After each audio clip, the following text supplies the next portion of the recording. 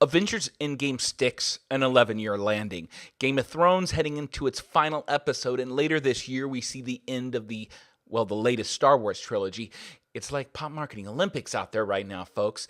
And in this year of pop culture endings, it's become extremely tough to avoid a certain modern idea, an idea that is so powerful, the mere thought of its presence drives people away from their phones and, if you can believe it, away from social media use. An idea so mighty that it brought an almost thought extinct sense of urgency back to human viewing habits in a world ruled by Netflix and watching on your own terms, man. On this episode of Pop 100, we are talking spoilers. No. Yes. Okay, spoilers are finding out that clutch element of fiction that reveals plot or gives away an important detail of said fiction, therefore spoiling or ruining the entire experience for someone. The spoiler is an idea that on the surface seems like it's been with us always. You know, Vader is Luke's dad, Bruce Willis is dead the whole time, Rosebud, just a sled, Norman Bates is his mother, Samus, it's a woman, and Kristen shot JR. Hell, Juliet isn't really dead, man. These are all historically epic plot twists and famous climactic endings. But remember, they all existed in a world without spoilers. Now, the spoiler is a modern idea, and another one born from the age of the internet. According to Google Trends, the phrase spoiler alert in reference to film and TV started picking up use in 2005 within internet fan message boards, used as a warning to those to not venture past. There'd be spoilers ahead. In 2005 is also when the word video streaming came into play, and also the birth year of Hulu. And no, those two things are not mere coincidence, but proof that the spoiler belongs to the internet and now has been weaponized by the real-time connected world of social media and the invent of the social feed.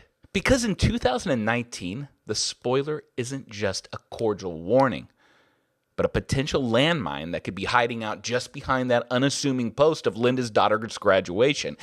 It only takes a second, and it's done. Okay, so fast forward to 2019 and the release of Avengers Endgame, the capstone of the MCU's 11-year run and the Super Bowl of pop culture spoiler bait. The Russo brothers, who directed Endgame, had spoiler experience from the prior years of Avengers Infinity War, which they also directed. Infinity War fell prey to a spoiler meme that came out a day after the movie's premiere. And that's when the brothers vowed to tackle this problem head on with Endgame.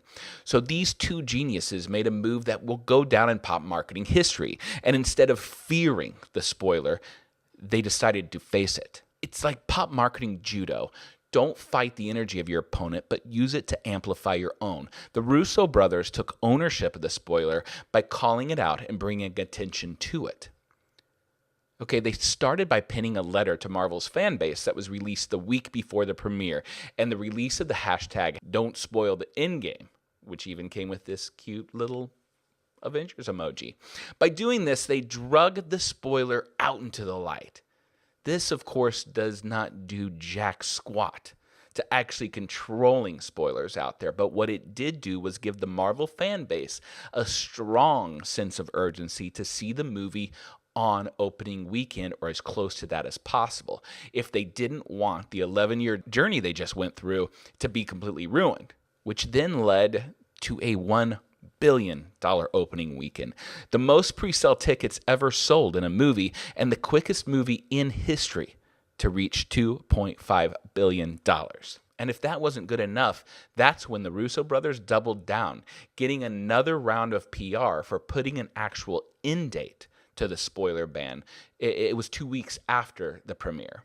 So these guys coined a new term, spoiler ban, and also drew a new line in the dirt, previously unarticulated, saying that 2 weekends after a movie is launched, it's a new safe zone.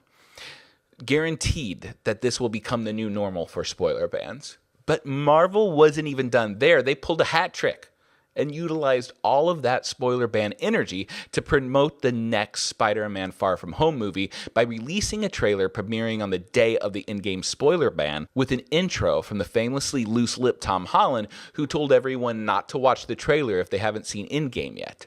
Epic pop marketing maneuvers. So we take the knee to the Russo brothers and to Kevin Feige of the MCU for their pop marketing prowess and turning the idea of the spoiler into a marketing tactic that sent droves of fans to the movies during the opening weekends, which are the KPI for success in Hollywood movies and how successful they'll be financially. That is it for this week's Pop 100, and if you dug this episode, please comment with your favorite spoiler moments in pop culture history or any ideas of how spoilers may be used in the future as marketing tactics for non-entertainment properties. You can also hit up popmarketer.com. It's pop-marketer.com, and sign up to my newsletter where I share the newest pop marketing news and case studies as I see them. See you next time, true believers, and beware, there be spoilers out there. Yeah, I think troll culture has glommed on to the spoiler.